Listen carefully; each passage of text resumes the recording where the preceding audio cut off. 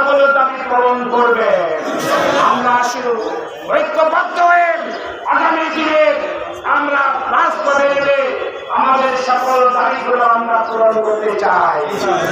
আসুন আমরা সেই দাবি পূরণ করার জন্য অতীতে যেভাবে আন্দোলন করেছি, সংগ্রাম করেছি, রক্ত দিয়েছি, মিছিল করেছি, সব কিছুর বিনিময়ে আমরা একটা ফ্যাসিস্ট সরকারকে বিদায় করেছি।